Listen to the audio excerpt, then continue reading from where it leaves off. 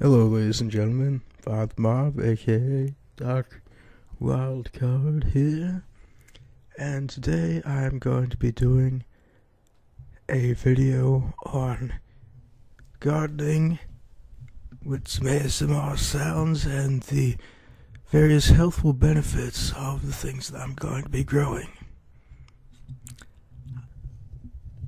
This is a heirloom tomato called Mr. Stripey. This can grow up to 36 ounces. The tomato fruits of it can, and they have stripes on them. Very unusual look to them. Here, I'll see if I can.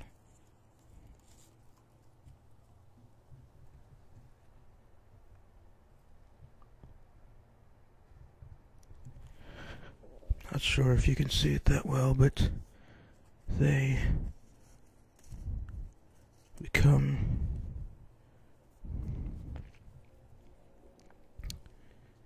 a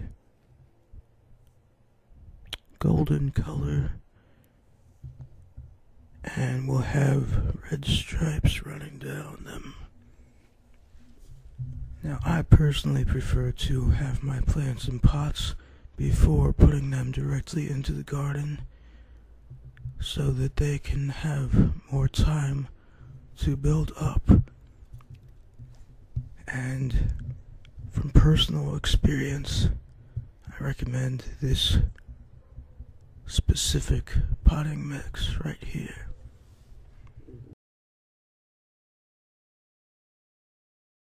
I would have picked it up, but it could leave quite a mess if I do so.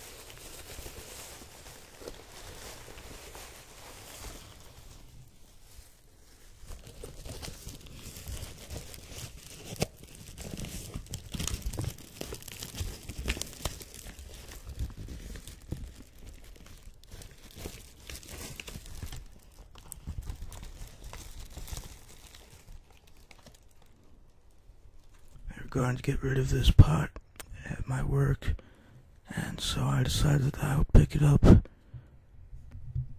use it and the soil that is in it. It's what I like about plastic pots. You can often get them for free because often people will be just throwing them away. They're also not breakable the way ceramic pots are.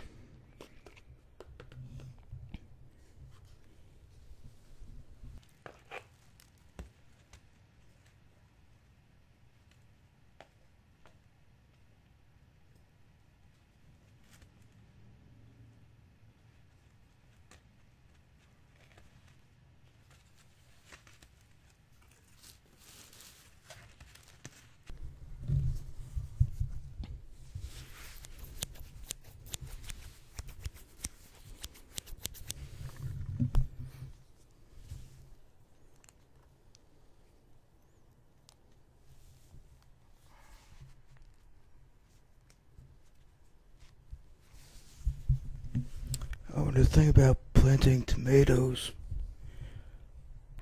the plant should always go 2/3 of the way in.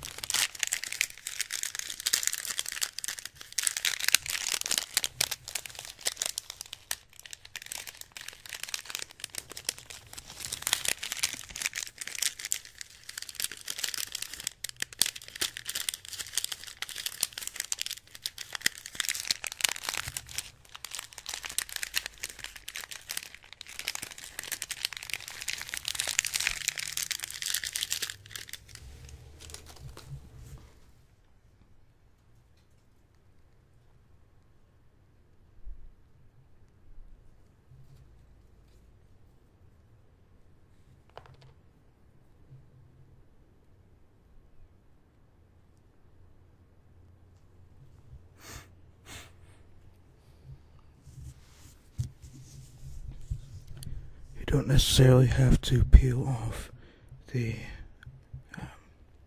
covering because it is biodegradable, but I personally prefer to peel it off because that way it makes it the roots will spread out faster.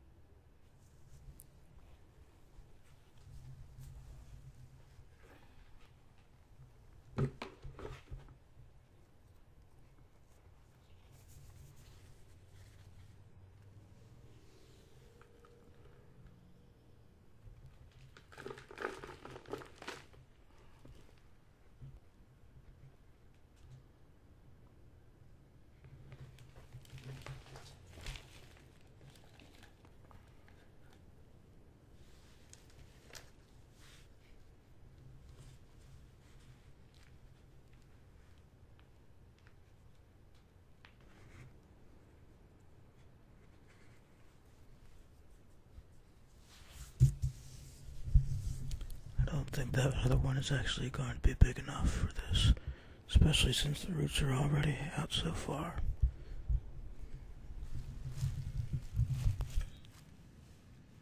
To get the plant 2/3 of the way in, I'm going to need to cut it a bit.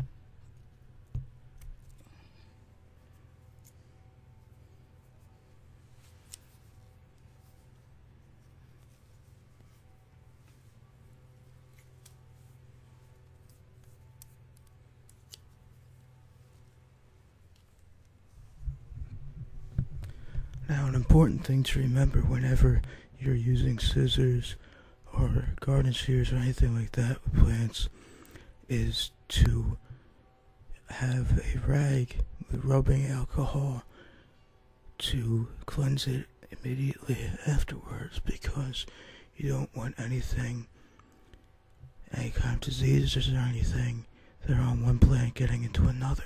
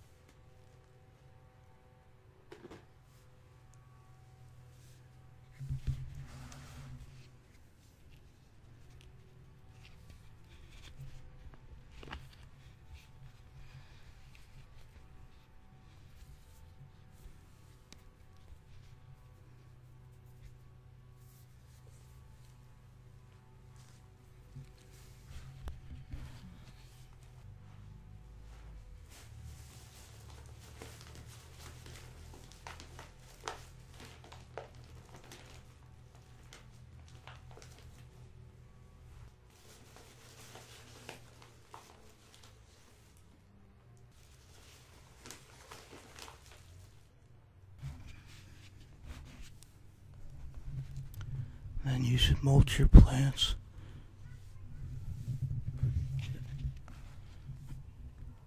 Like that. Put that especially around the base of the plant, because that's where it's going to be the most vulnerable. Mulching prevents insects and also prevents diseases, especially important for tomatoes and beans, because if mud splashes onto the plants of anything, but especially those two, it can create disease. So you should have mulch around the base of it so that when it rains, there's no mud splashing. And after you mulch it, you need to water the plant.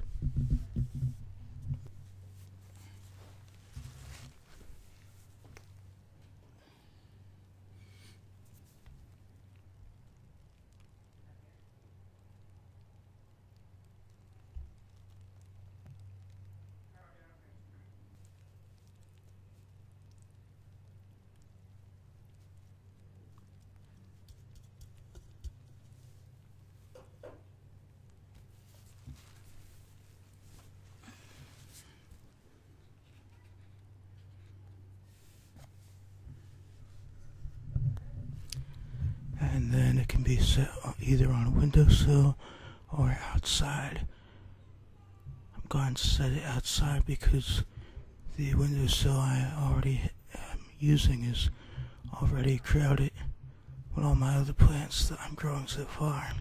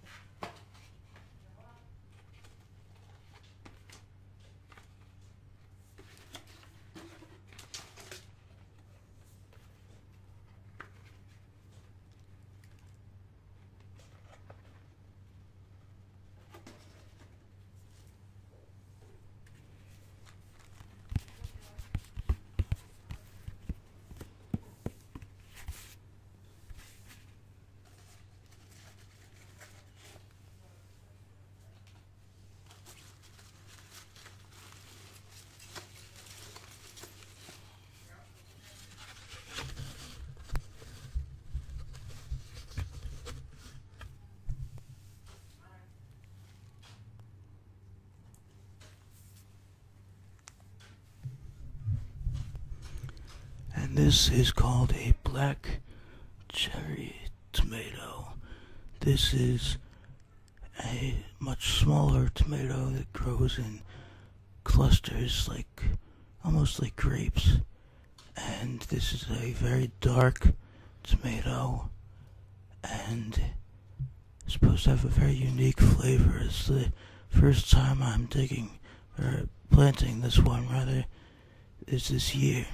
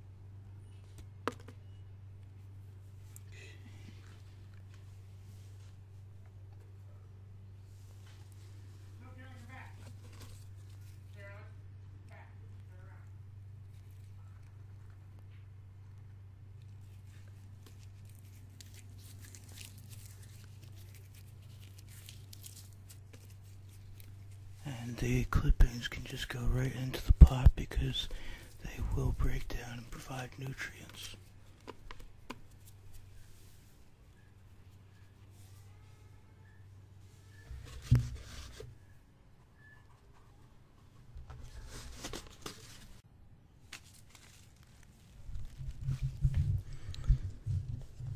And for the first year, I'm going to be growing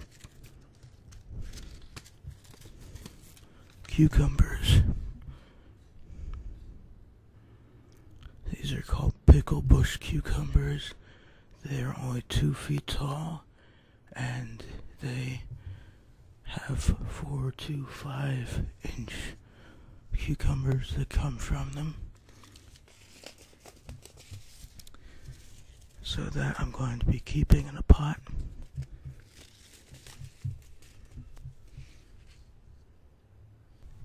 And in order to make dill pickles, you would of course need dill. This is fern leaf dill. Now this, in order to have, there are 2 ways of growing dill because there's 2 different things you can harvest from it. If you want to have leaves, you should have them clumped together. And if you want to harvest the seeds of them, you should spread them apart. Thankfully, there are 4 dill plants in here, so I'll be able to get the best of both worlds.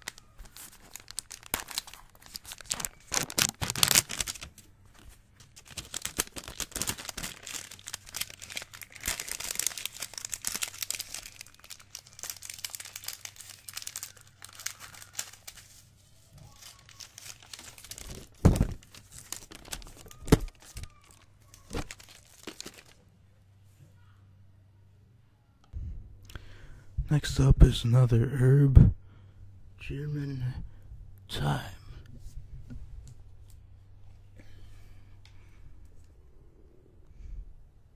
This stuff here.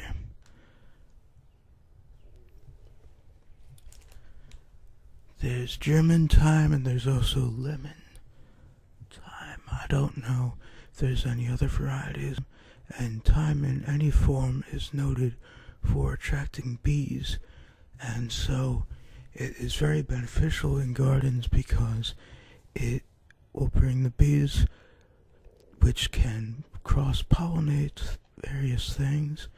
And also the bees, since they have their stingers, it will keep other insects away, harmful insects. And so that's why I am going to be, for the first time this year, growing that. And that is a perennial, which means it will stay year after year. The dill is an annual and therefore will only last 1 year unless it is brought back in, which I fully intend to do.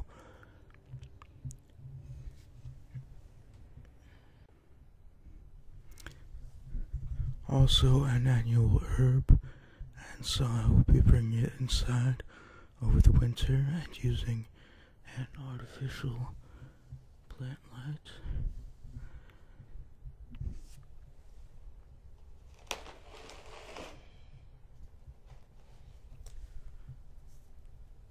Sweet basil. I'm going to plant this right by the tomatoes because basil and tomatoes enhance each other's vigor.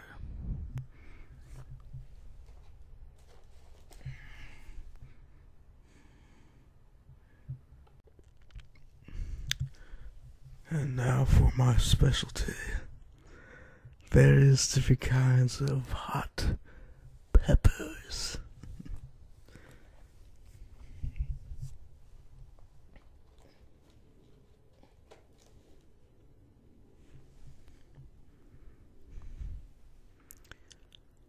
Mammoth jalapeno.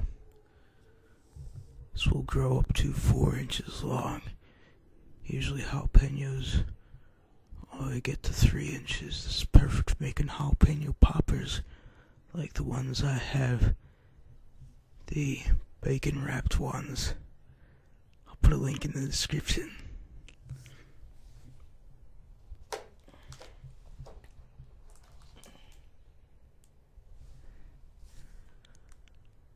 Serranos. A moderately hot variety.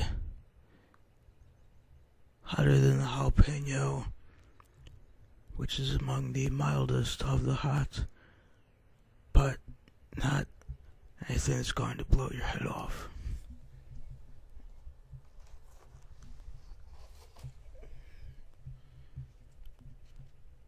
Mexibel, a thing I grew last year as well. These are small peppers that are shaped like bell peppers, and they have a nice tangy kick to them. It's a moderately spicy kind of a thing, and these, like jalapenos, are great for being stuffed.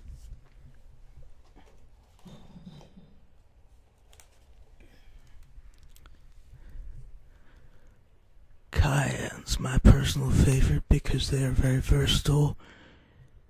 These come in at about 30 to 50,000 on the Scoville scale, which is the measure of hotness of peppers. This is what Tabasco is made from.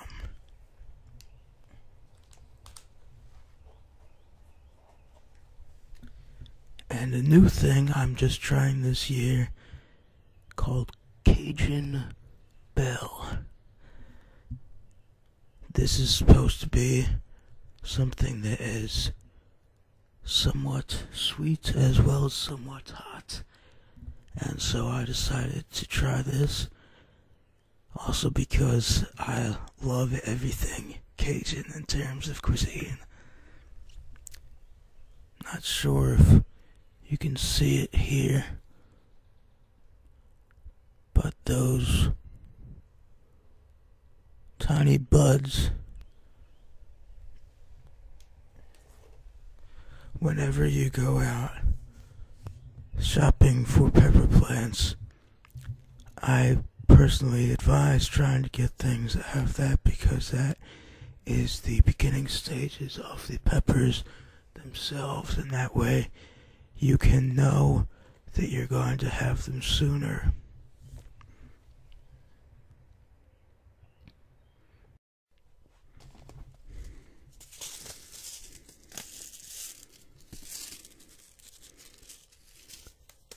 And I also have this 5 pepper blend of hot peppers that I'm going to be planting tomorrow, since I wasn't able to today. They should be planted when there's sunlight. It has 20% of each Anaheim, Ancho, long slim red cayenne, jalapeno M, and Hungarian wax. I planted these last year as well and got quite the bountiful crop. And the health benefits of each of the things I mentioned, as well as one I wasn't able to show because I had to get everything else done, all the planting done, but I'm also growing strawberries, and so I will read about the health benefits of them as well. The health benefits of tomatoes. This is from Dr. Mercola, Dr. Joseph Mercola. a great hero of mine, and that I am an aspiring doctor myself, and that he lives by the ways of the first doctor, Hippocrates. Let food be your medicine, and medicine be your food. Okay, so tomatoes provide a wide variety of nutrients, including fiber, vitamins A, C to resist infections, and K, potassium, controlling heart rate and blood pressure, and manganese. Good amounts of vitamin E, alpha tocopherol, thiamine, niacin, vitamin B6, folate, magnesium, phosphorus, and copper are other resources, and they provide 38% of the needed vitamin C, 30% of vitamin A, and 18% of vitamin K.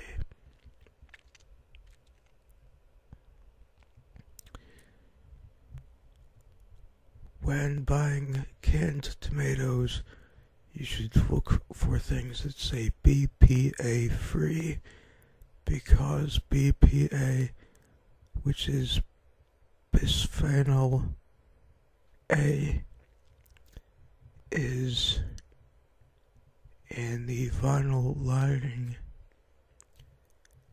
and it can be leached into the tomatoes and anything else that's canned, and thus it adversely affects many different things, including but not limited to the brain itself. Lycopene, a powerful antioxidant, is in large amounts in tomatoes. Also, zeaxanthin, which filters UV rays and protects the eyes to the extent of possibly preventing age-related macular degeneration. The health benefits of basil. It is considered one of the world's healthiest herbs. It is best when fresh, exuding a sweet, earthy aroma that indicates not only the promise of pleasantly pungent flavor, but an impressive list of nutrients, such as vitamin K, essential for blood clotting. Just 2 tablespoons of basil provides 29% of the daily recommended value. It also provides vitamin A, which contains beta-carotenes, which are powerful antioxidants that protect cells lining a number of body structures, including blood vessels, from free radical damage. Other vitamins and minerals include iron, calcium, manganese, magnesium, vitamin C, and potassium. It also has antibacterial properties and contains DNA protecting flavonoids, including estradiol, linalool, cineol, eugenol, saponine, myrcene, and limonene, all capable of restricting growth of numerous harmful bacteria, including Listeria, Staphylococcus, E. coli, Yersinia enterocolitica and Pseudomonas aeruginosa.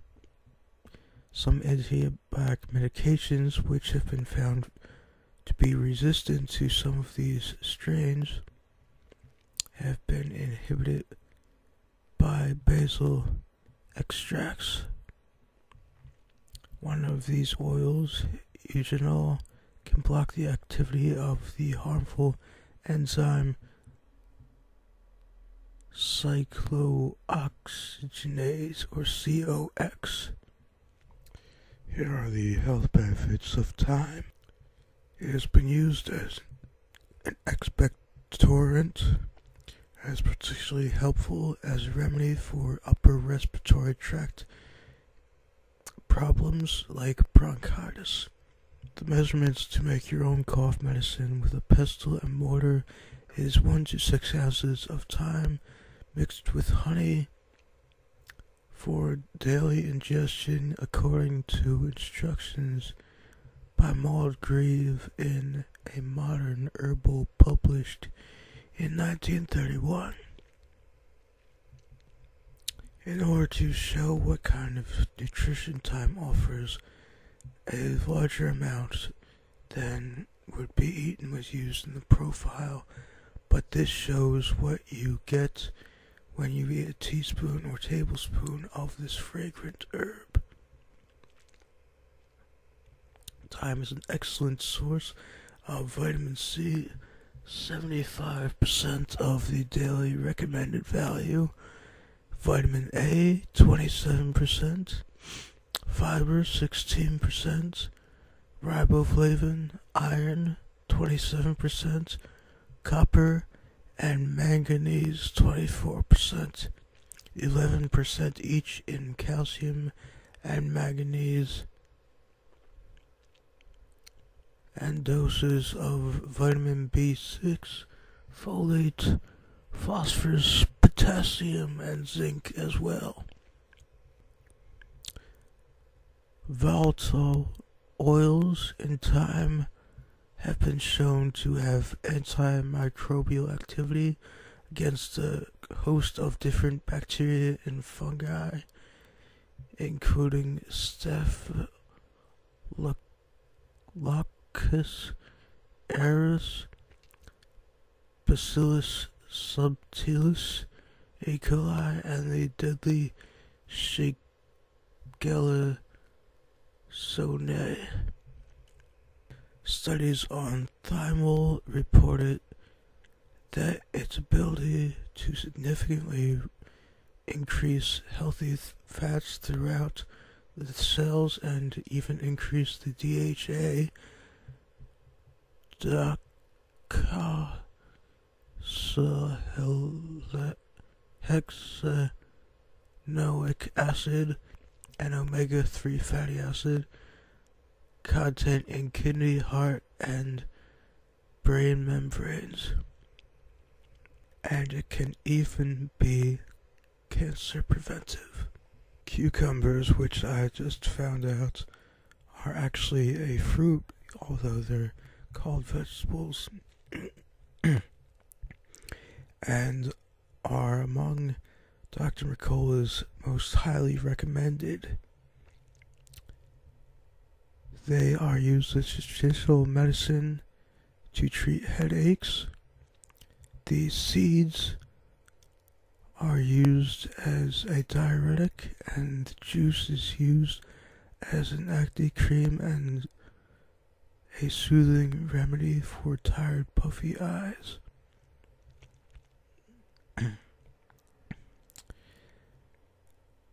They are also known to be excellent sources of vitamins, including anti-inflammatory vitamin K, infection-fighting vitamin C, and allergy-producing pantothenic acid, vitamin B, which is vitamin B5. Body beneficial minerals include bone-building manganese, as well as potassium and magnesium, both good for the heart. Lignans are known for containing health benefits such as lowering the risk of disease. Cucumbers produce powerful lignans that bind with estrogen-related bacteria and therefore have a significant reduction of several cancers.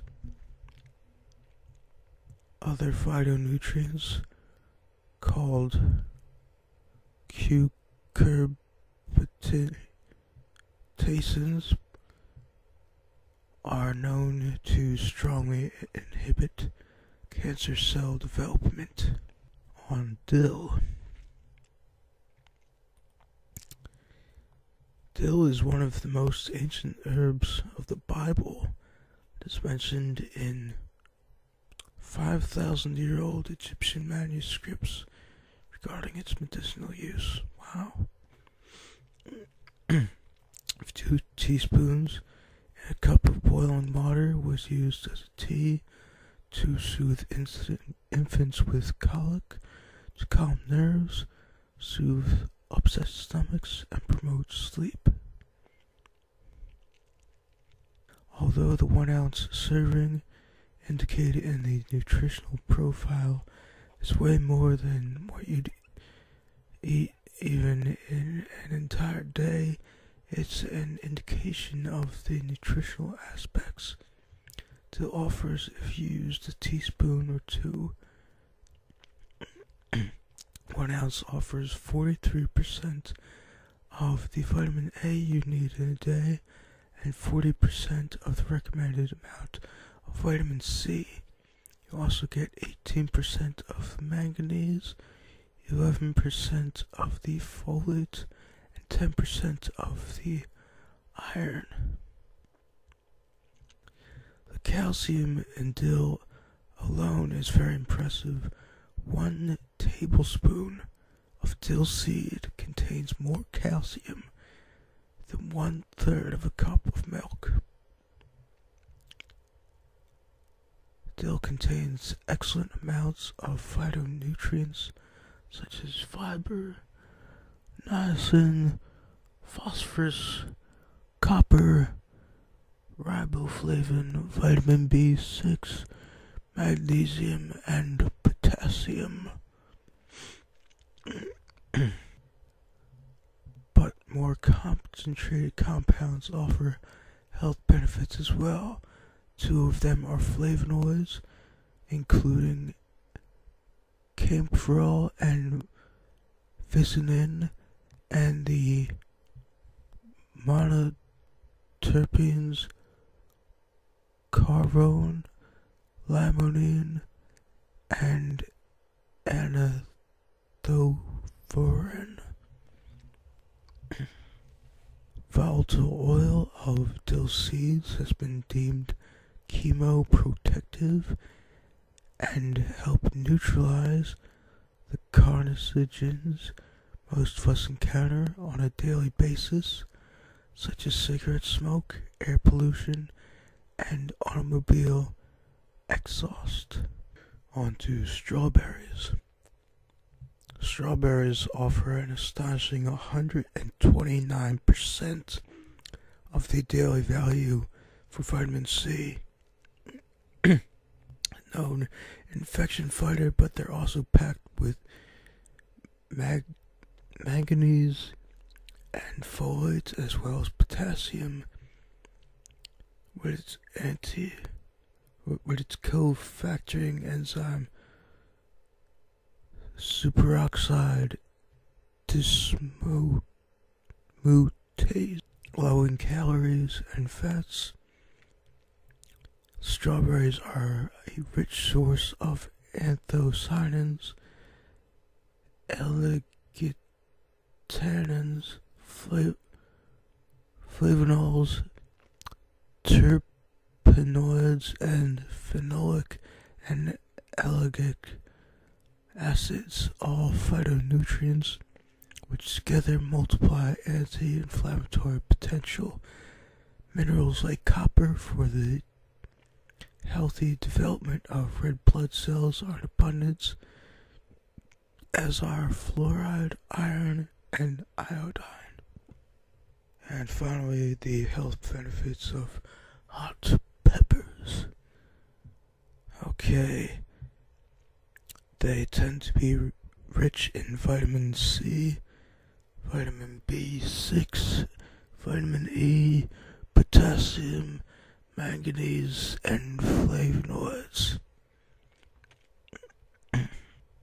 Capsaicin, which is the oil that gives hot peppers their heat,